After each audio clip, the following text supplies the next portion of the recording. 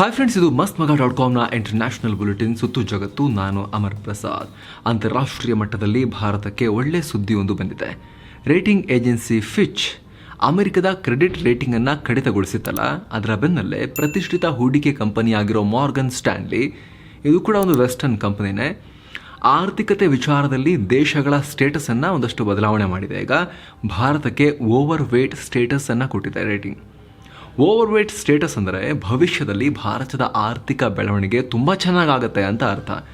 ಭಾರತದ ಆರ್ಥಿಕತೆ ಸ್ಟ್ರಾಂಗ್ ಆಗಿದೆ, 6.2% GDP ಬೆಳವಣಿಗೆಯನ್ನು ಸಾಧಿಸೋ ಟ್ರ್ಯಾಕ್ನಲ್ಲಿದೆ ಅಂತ ಸಂಸ್ಥೆ ಹೇಳಿದೆ. ಜೊತೆಗೆ ಭವಿಷ್ಯದಲ್ಲಿ ಆರ್ಥಿಕತೆ ಉತ್ತುಂಗಕ್ಕೆ ಏರುವ ಹಾದಿಯಲ್ಲಿದೆ ಅಂತ ಭಾರತದ ಆರ್ಥಿಕ ಬೆಳವಣಿಗೆ ಬಗ್ಗೆ ಸಂಸ್ಥೆ ಅಭಿಪ್ರಾಯಪಟ್ಟಿದೆ. ಇದೇ ವೇಳೆ ಪಕ್ಕದ ಚೀನಾದ ರೇಟಿಂಗನ್ನು ಮಾರ್ಗನ್ ಸ್ಟ್ಯಾನ್ಲಿ ಡೌನ್ಗ್ರೇಡ್ ಮಾಡಿದೆ. ಚೀನಾದ ಓವರ್ ವೇಟ್ ಸ್ಟೇಟಸನ್ನು ಈಕ್ವಲ್ ವೇಟ್ ರೇಟಿಂಗ್ಗೆ ಇಳಿಸಿದೆ. ಅಂದರೆ ಆರ್ಥಿಕ ಬೆಳವಣಿಗೆ ಇಲ್ಲ, ಹಾಗೆ ತೀವ್ರ ಕುಸಿತನೂ ಇಲ್ಲ, ಹಾಗೆ ಹೋಗ್ತಾ ಇದೆ ಅನ್ನೋ ರೀತಿಯಲ್ಲಿ. ಚೀನಾ ಜೊತೆಗೆ ತೈವಾನ್ ಕೂಡ ಈಕ್ವಲ್ ವೇಟ್ಗೆ ಡೌನ್ಗ್ರೇಡ್ ಆಗಿದ್ರೆ, ಆಸ್ಟ್ರೇಲಿಯಾ ಅಂಡರ್ ವೇಟ್ಗೆ ಕುಸಿದು ಹೋಗಿದೆ. ಅಂದಹಾಗೆ ಕೆಲ ತಿಂಗಳ ಹಿಂದೆ ಭಾರತ ಅಂಡರ್ ವೇಟ್ ರೇಟಿಂಗ್ನಿಂದ ಈಕ್ವಲ್ ವೇಟ್ಗೆ ಅಪ್ಗ್ರೇಡ್ ಆಗಿತ್ತು. ಇದೀಗ ಚೀನಾವನ್ನ ಹಿಂದಿಕ್ಕಿ ಓವರ್ ವೇಟ್ ಕೆಟಗರಿಗೆ, ಆ ರೇಟಿಂಗ್ಗೆ ಭಾರತ ಈಗ ಮುನ್ನುಗ್ಗಿದೆ.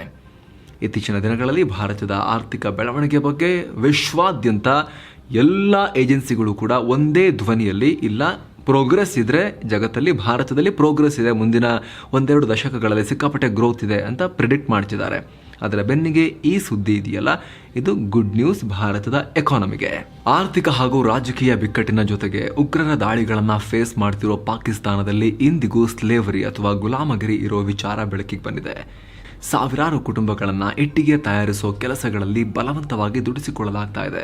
ಪಾಕಿಸ್ತಾನದ ಆಗ್ನೇಯ ಭಾಗದಲ್ಲಿರೋ ಥಾರ್ ಮರುಭೂಮಿಯಲ್ಲಿ ಅತಿಯಾದ ತಾಪಮಾನದಲ್ಲಿ ಈ ಗುಲಾಮಗಿರಿಗೆ ತಳ್ಳಲ್ಪಟ್ಟ ಜನರನ್ನ ಕೆಲಸಕ್ಕೆ ಹಾಕೊಂಡು ಇಟ್ಟಿಗೆಗಳನ್ನು ತಯಾರಿಸ್ತಾ ಇದ್ದಾರೆ.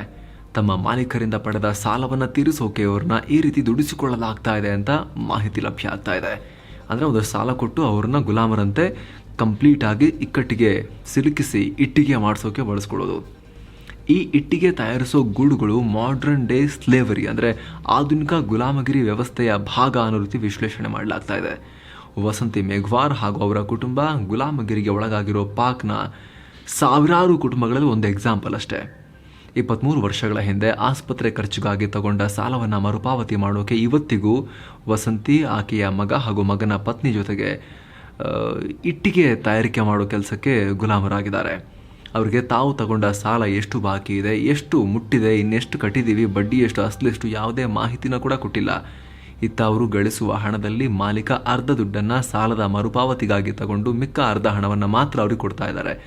ಇದರಿಂದ ಏನಾದರೂ ಎಮರ್ಜೆನ್ಸಿ ಸಂದರ್ಭ ಬಂದರೆ ಮತ್ತೆ ಮಾಲೀಕರ ಬಳಿ ಹಣ ಕೇಳುವ ಪರಿಸ್ಥಿತಿ ಬರುತ್ತೆ. ಈ ಸೈಕಲ್ ಹೀಗೆ ಕಂಟಿನ್ಯೂ ಆಗುತ್ತೆ. ಒಟ್ಟಿನಲ್ಲಿ ಈ ನರಕದಿಂದ ಜನರನ್ನ ಪಾರಾಗದಂತೆ ಅಲ್ಲಿ ಕಟ್ಟಿ ಹಾಕಲಾಗ್ತಾ ಇದೆ. ಅಲ್ಲದೆ ಎಷ್ಟು ಹಣ ಮರುಪಾವತಿ ಮಾಡಲಾಗಿದೆ ಅನ್ನೋದ್ರ ಬಗ್ಗೆ ಕೂಡ ಯಾವುದೇ ರೆಕಾರ್ಡು ಇಲ್ಲ, ಲೆಕ್ಕಪತ್ರ ಏನೂ ಇಲ್ಲ. ಹೀಗಾಗಿ ಸಾವಿರಾರು ಬಡ ಕುಟುಂಬಗಳು ಇವತ್ತಿಗೂ ಈ ಇಟ್ಟಿಗೆ ಗೂಡುಗಳಲ್ಲಿ ಪಾಕಿಸ್ತಾನದಲ್ಲಿ ಗುಲಾಮರಾಗಿ ಕೆಲಸ ಮಾಡ್ತಿದ್ದಾರೆ. ತಮ್ಮ ಅಜ್ಜ ಅಜ್ಜಿ ತೆಗೆದುಕೊಂಡ ಸಾಲವನ್ನು ತೀರಿಸೋಕೆ 2-3 ಜನರೇಷನ್ ಆದ ಬಳಿಕ ಮೊಮ್ಮಕ್ಕಳು ಕೂಡ ಬಾಲ್ಯವನ್ನು ಬಿಟ್ಟು, ಆಟ ಆಡೋದು ಬಿಟ್ಟು, ಶಾಲೆ ಬಿಟ್ಟು ಇಟ್ಟಿಗೆ ಗೂಡುಗಳಲ್ಲಿ ಕೆಲಸ ಮಾಡ್ತಿದ್ದಾರೆ. ನಾವು ವಸಂತಿ ಫ್ಯಾಮಿಲಿ ಒಂದು ಫ್ಯಾಮಿಲಿ, ಆ ರೀತಿ ಸಾವಿರಾರು ಫ್ಯಾಮಿಲಿ. ಅಂದಹಾಗೆ ಪಾಕಿಸ್ತಾನ 1992ರಲ್ಲೇ ಜೀತವನ್ನು ತೆಗೆದುಹಾಕಿತ್ತು, ಬಲವಂತ ಜೀತವನ್ನು. ಆದರೆ ಈ ಕಾನೂನನ್ನು ಸರಿಯಾಗಿ ಜಾರಿ ಮಾಡುವಲ್ಲಿ ಪಾಕಿಸ್ತಾನ ಎಡೋಬಿಟ್ಟಿದೆ. ಯಾಕಂದರೆ ಈ ಇಟ್ಟಿಗೆ ಗೂಡುಗಳ ಮಾಲೀಕರು ಸರ್ಕಾರದಲ್ಲಿ ಇರೋರ ಜೊತೆಗೂ ಕೂಡ ಒಳ್ಳೆ ಲಿಂಕ್ಸನ್ನು ಹೊಂದಿರ್ತಾರೆ.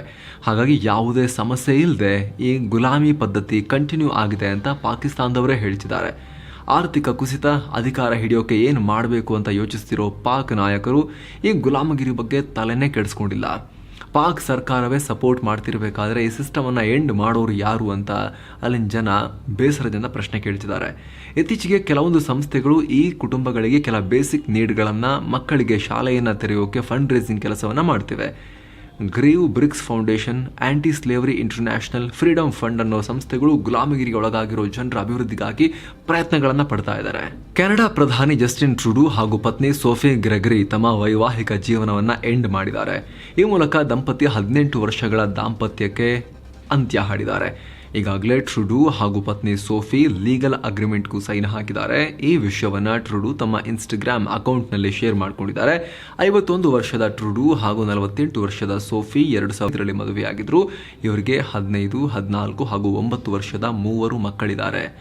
ಭಾರತದ ಜೊತೆಯಲ್ಲಿ ಮಾತುಕತೆ ನಡೆಸೋಕೆ ನಾವು ರೆಡಿ ಇದ್ದೀವಿ ಅಂತ ಪಾಕಿಸ್ತಾನ ಹೇಳಿರೋದನ್ನ ಅಮೆರಿಕ ಸಪೋರ್ಟ್ ಮಾಡಿದೆ. 2 ದೇಶಗಳ ನಡುವೆ ನೇರ ಮಾತುಕತೆಯನ್ನು ನಾವು ಸಪೋರ್ಟ್ ಮಾಡ್ತೀವಿ. ಹಿಂದಿನಿಂದಲೂ ನಮ್ಮ ನಿಲುವು ಇದೇ ಆಗಿದೆ ಅಂತ ಸ್ಟೇಟ್ ಡಿಪಾರ್ಟ್ಮೆಂಟ್ನ ವಕ್ತಾರ ಮ್ಯಾಥ್ಯೂ ಮಿಲ್ಲರ್ ಹೇಳಿದ್ದಾರೆ. ಅಂದ ಹಾಗೆ ಕಾರ್ಯಕ್ರಮದಲ್ಲಿ ಮಾತನಾಡಿದ್ದ ಪಾಕ್ ಪ್ರಧಾನಿ ಶಹಬಾಜ್ ಗಂಭೀರ ವಿಚಾರಗಳ ಕುರಿತು ಭಾರತದೊಂದಿಗೆ ಮಾತನಾಡೋಕೆ ರೆಡಿ ಇದ್ದೀವಿ ಅಂತ ಹೇಳಿದ್ರು. ಕಳೆದ ಫೆಬ್ರವರಿಯಿಂದ ನಿರಂತರವಾಗಿ ಯುಕ್ರೇನ್ ಮೇಲೆ ದಾಳಿ ಮಾಡ್ತಿರೋ ರಷ್ಯಾ ಯುಕ್ರೇನ್ ನಾಗರಿಕರಿಗೆ ರಷ್ಯಾ ಪೌರತ್ವ ಪಡೆಯುವಂತೆ ಫೋರ್ಸ್ ಮಾಡ್ತಿದೆ ಅಂತ ಯೇಲ್ ಯೂನಿವರ್ಸಿಟಿ ತನ್ನ ಸಂಶೋಧನಾ ವರದಿಯಲ್ಲಿ ಹೇಳಿದೆ. ಯುಕ್ರೇನ್ನಿಂದ ವಶಪಡಿಸಿಕೊಂಡಿರೋ ಲುಹಾನ್ಸ್, ಡೊನೆಟ್ಸ್ಕ್, ಖೆರ್ಸೋನ್ ಹಾಗೂ ಜಪೋರಿಜಿಯಾ ಪ್ರದೇಶಗಳಲ್ಲಿ ವಾಸ ಮಾಡ್ತಿರೋ ಯುಕ್ರೇನ್ ಜನರಿಗೆ ಒತ್ತಡವನ್ನು ಹಾಕಲಾಗ್ತಾ ಇದೆ. ಯುಕ್ರೇನ್ ಜನರ ಮೇಲೆ ಅಧಿಕಾರ ಹೊಂದೋಕೆ, ಯುಕ್ರೇನ್ನ ಐಡೆಂಟಿಟಿ ನಾಶ ಮಾಡೋಕೆ ರಷ್ಯಾ ತನ್ನ ದೇಶದ ನಾಗರಿಕತ್ವ ಪಡೆಯುವಂತೆ ಫೋರ್ಸ್ ಮಾಡ್ತಿದೆ ಅಂತ ಯೇಲ್ ಯೂನಿವರ್ಸಿಟಿಯ ಸಂಶೋಧಕರು ಹೇಳಿದ್ದಾರೆ. ಜೊತೆಗೆ ಯಾರು ರಷ್ಯಾದ ನಾಗರಿಕತ್ವ ಪಡೆಯೋಕೆ ನಿರಾಕರಿಸ್ತಾರೋ ಅಂತವರಿಗೆ ಬೆದರಿಕೆ ಹಾಕಲಾಗ್ತಾ ಇದೆ. ಮಾನವೀಯ ನೆರವನ್ನು ಕೊಡೋಕ್ಕೂ ಕೂಡ ನಿರ್ಬಂಧ ವಿಧಿಸಲಾಗ್ತಾ ಇದೆ. ಹಾಗೂ ಬೇಸಿಕ್ ನೀಡ್ಗಳನ್ನು ಕೊಡ್ತಾ ಇಲ್ಲ ಅವರಿಗೆ, ಒಪ್ಪದೇ ಇರೋರಿಗೆ. ಕೆಲವೊಮ್ಮೆ ಅವ್ರನ್ನ ಅರೆಸ್ಟ್ ಕೂಡ ಮಾಡಲಾಗ್ತಾ ಇದೆ ಅಂತ ವರದಿಯಲ್ಲಿ ಹೇಳಲಾಗಿದೆ. ಈ ಸಮಸ್ಯೆಗಳನ್ನು ಅವಾಯ್ಡ್ ಮಾಡೋಕೆ ಯುಕ್ರೇನ್ ಜನ ಇಷ್ಟ ಇಲ್ಲದೇ ಇದ್ರೂ ಕೂಡ ರಷ್ಯಾ ಪೌರತ್ವವನ್ನು ಅಂದ್ರೆ ಬಲವಂತವಾಗಿ ಇಷ್ಟ ಇಲ್ಲದಿದ್ರೂ ಕೂಡ ಪಡಿತಿದ್ದಾರೆ ಅಂತ ಹೇಳಿ ಕಳವಳ ವ್ಯಕ್ತಪಡಿಸಲಾಗಿದೆ. ಮಕ್ಕಳ ಮೊಬೈಲ್ ಸ್ಕ್ರೀನಿಂಗ್ ಟೈಮ್ ಅನ್ನ ಕಮ್ಮಿ ಮಾಡೋಕೆ ಚೀನಾದ ಇಂಟರ್ನೆಟ್ ವಾಚ್ ಡಾಗ್ ಕೆಲ ನಿಯಮಗಳನ್ನು ತರೋಕೆ ಮುಂದಾಗಿದೆ. ಸೋಷಿಯಲ್ ಮೀಡಿಯಾ ಹಾಗೂ ಆನ್ಲೈನ್ ಗೇಮಿಂಗ್ ಅನ್ನ ನಡೆಸೋ ಟೆನ್ಸೆಂಟ್ ಹಾಗೂ ಬೈಟ್ ಡ್ಯಾನ್ಸ್ ನಂತಹ ಕಂಪನಿಗಳ ವಿರುದ್ಧ ತೆಗೆದುಕೊಂಡಿರೋ ಕ್ರಮದಲ್ಲಿ ಕೆಲ ನಿಯಮಗಳನ್ನು ತಂದಿದೆ. ಇದರಲ್ಲಿ ಮಕ್ಕಳಿಗೆ ದಿನಕ್ಕೆ ಇಂತಿಷ್ಟು ಗಂಟೆ ಮಾತ್ರ ಮೊಬೈಲ್ ನೋಡೋಕೆ ಅವಕಾಶ ಮಾಡಲಾಗಿದೆ. ಈ ಕುರಿತು ಚೀನಾದ ಸೈಬರ್ ಸ್ಪೇಸ್ ಅಡ್ಮಿನಿಸ್ಟ್ರೇಷನ್ ಕೆಲ ಗೈಡ್ಲೈನ್ಗಳ ಡ್ರಾಫ್ಟ್ ಅನ್ನು ಪಬ್ಲಿಷ್ ಮಾಡಿದೆ. ಇದರಲ್ಲಿ ರಾತ್ರಿ 10 ಗಂಟೆಯಿಂದ ಬೆಳಗ್ಗೆ 6 ಗಂಟೆವರೆಗೆ ಇಂಟರ್ನೆಟ್ ಸೇವೆಗಳನ್ನು ಮಕ್ಕಳು ಬಳಸುವ ಹಾಗಿಲ್ಲ. 16 ರಿಂದ 18 ವರ್ಷದ ಮಕ್ಕಳು ದಿನಕ್ಕೆ 2 ಗಂಟೆ, 8 ರಿಂದ 15 ವರ್ಷದ ಮಕ್ಕಳು ದಿನಕ್ಕೆ 1 ಗಂಟೆ ಹಾಗೂ 8 ವರ್ಷಕ್ಕೂ ಕಮ್ಮಿ ವಯಸ್ಸಿನ ಮಕ್ಕಳು 40 ನಿಮಿಷಗಳ ಕಾಲ ಮಾತ್ರ ಮೊಬೈಲ್ ಬಳಸಬಹುದು ಅಂತ ಹೇಳಿದೆ. ಅಲ್ಲದೆ ಮಕ್ಕಳಿಗೆ ಹೆಲ್ಪ್ ಆಗೋ ಇಂಟರ್ನೆಟ್ ಸೇವೆಗಳಿಗೆ ಮಾತ್ರ ಅವಕಾಶ ಇರುತ್ತೆ. ಯಾವ ಸೇವೆಗಳು ಅಂತ ಉಲ್ಲೇಖ ಮಾಡಿಲ್ಲ. ಮಕ್ಕಳಿಗೆ ಬೇಡ ಆಗಿರುವಂಥದ್ದು ಯಾವುದು ಕೂಡ ಬಳಸಬಾರದು ಅಂತ ಗೈಡ್ಲೈನ್ಸ್ನಲ್ಲಿ ಚೀನಾ ಈಗ ಇಂಪ್ಲಿಮೆಂಟ್ ಮಾಡೋಕೆ ಹೊರಟಿದೆ. ಅಮೆರಿಕ ಸಂಸತ್ ಅಥವಾ ಕ್ಯಾಪಿಟಲ್ನಲ್ಲಿ ಆಕ್ಟಿವ್ ಶೂಟರ್ ಇದ್ದಾನೆ ಅಂತ ಬಂದಿದ್ದ ತುರ್ತು ಕರೆಯೊಂದು ಸುಳ್ಳು ಅಂತ ಗೊತ್ತಾಗಿದೆ. ಸಂಸತ್ ಭವನದ ಪ್ರದೇಶದಲ್ಲಿ ಒಬ್ಬ ಬಂದೂಕುದಾರಿ ಬಂದಿದ್ದಾನೆ ಅಂತೆಲ್ಲ ಕಾಲ್ ಬಂದಿತ್ತು, ಕೋಲಾಹಲ ಉಂಟಾಗಿತ್ತು. ನಿನ್ನೆ ಈ ಕಾಲ್ ಬಂದ ತಕ್ಷಣ ಎಲ್ರಿಗೂ ಕೂಡ ಅಲರ್ಟ್ ಜಾರಿ ಮಾಡಲಾಗಿತ್ತು. ಅಲ್ಲದೆ ಅಲ್ಲಿನ ಪೊಲೀಸರು ತನಿಖೆಗೆ ಮುಂದಾಗಿದ್ರು. ತನಿಖೆ ಬಳಿಕ ಯಾವುದೇ ಶೂಟರ್ ಇಲ್ಲ, ಬಂದೂಕುದಾರಿ ಇಲ್ಲ, ಆ ರೀತಿದೇನು ಆತಂಕ ಇಲ್ಲ ಅಂತ ಪೊಲೀಸರು ಕ್ಲಿಯರ್ ಮಾಡಿದ್ದಾರೆ. ಬಟ್ ಅಮೆರಿಕ ಸಂಸತ್ತಲ್ಲಿ ಕೆಲ ಕಾಲ ಆತಂಕ ಮನೆ ಮಾಡಿತ್ತು. ಚೀನಾದಲ್ಲಿ ನಡೆದ ಯೂನಿವರ್ಸಿಟಿ ಗೇಮ್ಸ್ನಲ್ಲಿ 100 ಮೀಟರ್ ಮಹಿಳಾ ಸ್ಪರ್ಧೆಯಲ್ಲಿ ಸೊಮಾಲಿಯಾ ದೇಶವನ್ನ ಪ್ರತಿನಿಧಿಸಿದ್ದ ಅಥ್ಲೀಟ್ ಹಾಗೂ ದೇಶದ ಸ್ಪೋರ್ಟ್ಸ್ ಅಥಾರಿಟಿ ವಿರುದ್ಧ ಸೋಷಿಯಲ್ ಮೀಡಿಯಾದಲ್ಲಿ ಭಾರಿ ಆಕ್ರೋಶ ವ್ಯಕ್ತ ಆಗಿದೆ. ಅಂದಹಾಗೆ ಸ್ಪರ್ಧೆಯಲ್ಲಿ ಲಾಸ್ಟ್ ಪ್ಲೇಸ್ನಲ್ಲಿ ಬಂದಿದ್ದಾರೆ. ಲಾಸ್ಟ್ ಬಂದಿರೋದು ಪ್ರಾಬ್ಲಮ್ ಅಲ್ಲ, ಆಕೆ ಕಾಂಪಿಟೇಷನ್ ನಲ್ಲಿ ನೀಡಿದ ಪರ್ಫಾರ್ಮೆನ್ಸ್ ಎಲ್ಲರ ಆಕ್ರೋಶಕ್ಕೆ ಗುರಿಯಾಗಿದೆ. 100 ಮೀಟರ್ ರೇಸ್ ಅನ್ನ ಉಳಿದ ಸ್ಪರ್ಧಿಗಳಿಗಿಂತ ಈಕೆ ಬಹಳ ಲೇಟ್ ಆಗಿ ಕಂಪ್ಲೀಟ್ ಮಾಡಿದ್ದಾರೆ. ಸ್ಲೋಯೆಸ್ಟ್ ಫಿನಿಶ್ ಅನ್ನೋ ರೆಕಾರ್ಡ್ ಕೂಡ ಸೆಟ್ ಮಾಡಿದ್ದಾರೆ. ಅಲ್ಲದೆ ಈಕೆ ಓಡೋ ಸ್ಟೈಲ್ ನೋಡಿದ್ರೆ ಯಾವುದೇ ತರಬೇತಿ ಕೂಡ ಪಡೆದಿಲ್ಲ, ಸುಮ್ಮನೆ ಬಾ ಓಡು ಅಂತ ಹೇಳಿ ಓಡಿಸ್ದ ಹಾಗಿದೆ, ಅಥ್ಲೀಟೇ ಅಲ್ಲ ಅಂತ ಟೀಕೆ ಮಾಡಲಾಗ್ತಾ ಇದೆ. ಹೀಗಾಗಿ ಈಕೆ ಇತರ ಸ್ಪರ್ಧಿಗಳೊಂದಿಗೆ ಕಾಂಪಿಟೇಷನ್ ಮಾಡೋಕೆ ಅರ್ಹಳೆ ಇರಲಿಲ್ಲ. ಇಂಥವ್ರನ್ನ ಅಂತಾರಾಷ್ಟ್ರೀಯ ಮಟ್ಟದಲ್ಲಿ ಸುಮ್ಮನೆ ಕಳಿಸಿರೋದು, ಸೊಮಾಲಿಯಾ ಕಳಿಸಿರೋದು ನೆಪೋಟಿಸಮ್ ಇದು ಅಂತ ಟೀಕೆ ಮಾಡಲಾಗ್ತಾ ಇದೆ. ಆಕ್ರೋಶ ಜಾಸ್ತಿ ಆದ ಬೆನ್ನಲ್ಲೇ ಸೊಮಾಲಿಯಾದ ಸ್ಪೋರ್ಟ್ಸ್ ಅಥಾರಿಟಿ ಅಧಿಕಾರಿಯನ್ನ ಸಸ್ಪೆಂಡ್ ಮಾಡಲಾಗಿದೆ. ಭಾರತೀಯ ಮೂಲದ ಅಮೆರಿಕದ ಶೋಹಿನಿ ಸಿನ್ಹಾ ಅಮೆರಿಕದ ಉಟಾದ ಸಾಲ್ಟ್ ಲೇಕ್ ಸಿಟಿಯ FBI ಫೀಲ್ಡ್ ಆಫೀಸರ್ ಹೆಡ್ ಆಗಿ ನೇಮಕ ಆಗಿದ್ದಾರೆ. 2001ರಲ್ಲಿ FBI ಜಾಯ್ನ್ ಆಗಿದ್ದ ಸಿನ್ಹಾ ಈ ಮೊದಲು FBI ಹೆಡ್ ಕ್ವಾರ್ಟರ್ಸ್ನಲ್ಲಿ ಸಂಸ್ಥೆಯ ಡೈರೆಕ್ಟರ್ಗೆ ಸ್ಪೆಷಲ್ ಅಸಿಸ್ಟೆಂಟ್ ಆಗಿ ಕೆಲಸ ಮಾಡ್ತಾ ಇದ್ರು. FBI ಭಾರತದಲ್ಲಿ CBIಗೆ ನೀವು ಕಂಪೇರ್ ಮಾಡಬಹುದು. ಅಲ್ಲಿ ಭಾರತೀಯ ಮೂಲದವರೊಬ್ಬರು ಒಂದು ಇಂಪಾರ್ಟೆಂಟ್ ರೋಲ್ಗೆ ಹೋಗಿದ್ದಾರೆ.